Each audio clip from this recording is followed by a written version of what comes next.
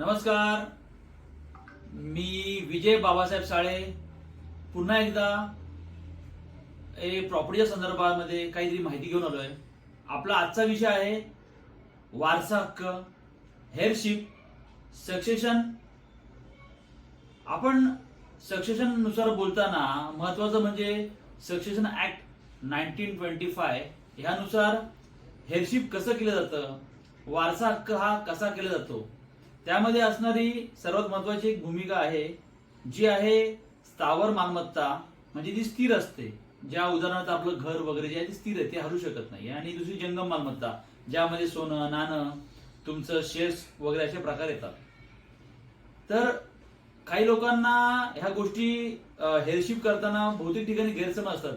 कारण का मुंबई किंवा इतर ठिकाणी आहे ना, मुळात घराचा जो मालकी हक्क आहे तोच त्या मालकाकडे नसतो. तर मग काय होतं, पगडी सिस्टमवरच्या घरं जे असतात तो घर मालक फक्त पावत्या बदली करून देतो आणि ते घर त्यांच्या नावावरती होऊन जातं.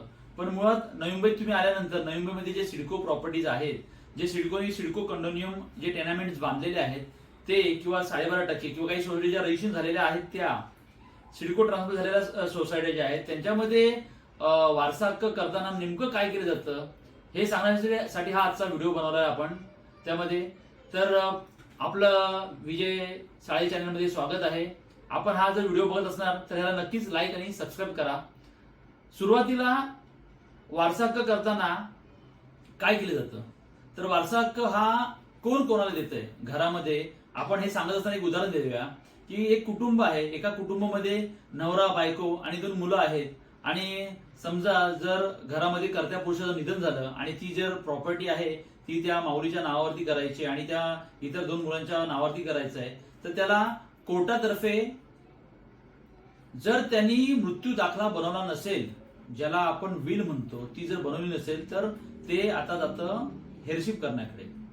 तर हेअरशिप करताना महत्वाची प्रोसेस काय आहे की 5 लाखाच्या खाली हे ज्युनियर डिव्हिजनकडे जातं कोर्टमध्ये, आणि 5 लाखाच्या वरती आहे ते सिनियर डिव्हिजनकडे जातं. कोर्टामध्ये हे काम करत असताना त्याची कोर्ट फी ही कोर्टाकडून आकारली जाते. आणि ती कोर्ट फी ही तिथे स्टेज आहे की साधारणतः 2 लाखापर्यंत किती आहे, 5 लाखापर्यंत किती, 10 लाखापर्यंत किती. आणि मग ती सिनियर डिव्हिजन मॅक्सिमम त्याची कोर्ट फी असते ती 75 लाख रुपये ही आहे, 75,000 रुपये ही आहे, सॉरी.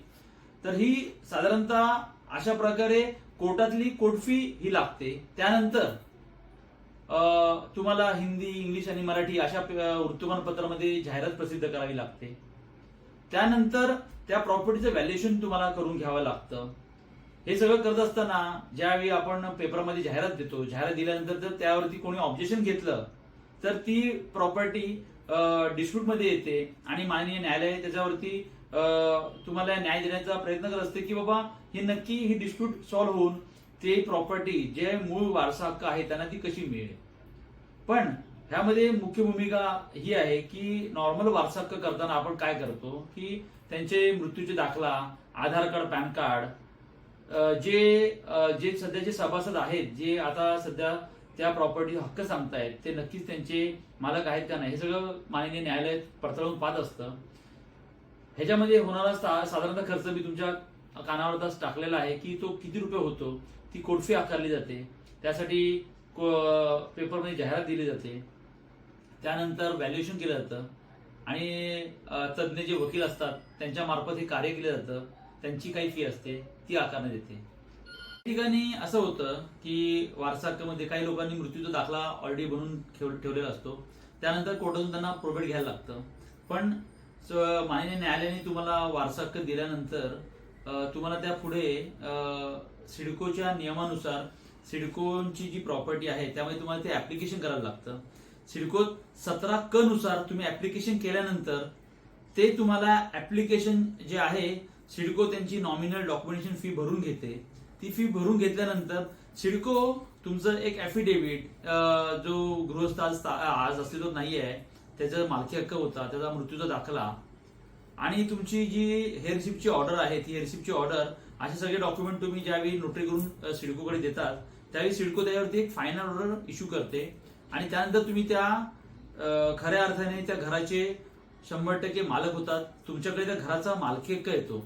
पण काही काही वेळा ह्यामध्ये एक दुविधा तयार अशी होते की मालकी हक्क न करता काही काही सोसायट्यांमध्ये बायलॉज 34 आणि बायलॉज 35 नुसार तात्पुरत्या स्वरूपाचं काही जणांना मालकी हक्क दिला जातो, पण तो मालकी हक्क त्यांना रूम विकण्यासाठी किंवा काहीतरी त्या रूम मध्ये इतर बदल करण्यासाठी किंवा गिफ्ट डीड करण्यासाठी तो मालकी हक्क नसतो, तो तात्पुरत्या स्वरूपाचा असतो, जेणेकरून त्या घरामध्ये सध्या तरी त्यांनी काय पेंटिंग वगैरे करू शकतात किंवा इतरस्त काही छोट्या मोठ्या गोष्टी करण्यासाठी तो मालकी हक्क त्यांना दिला जातो. पण सोसायटीच्या 35 आणि 35 नुसार तो मालकी हक्क त्यांना कायमस्वरूपी दिला जात नाही. मालकी हक्क कायमस्वरूपी मिळण्यासाठी त्यांना हे माननीय न्यायालयाकडून हेरशिपच करणं अपेक्षित आहे आणि बंधनकारक आहे. त्यानंतर सिडकोची ऑर्डर घेणं, सिडकोची ऑर्डर फायनल आल्यानंतर तुम्ही सोसायटीकडे जायचं, सोसायटीकडे पुन्हा एकदा नवीन सभासाठी अर्ज तुम्हाला ते करायचा आहे आणि सिडकोची फायनल ऑर्डर, हेरशिप सर्टिफिकेट हे सोसायटीमध्ये दाखल केल्यानंतर सोसायटी तुम्हाला कायदेशीररित्या तुमचा सभासद सोसायटीचा करून घेते.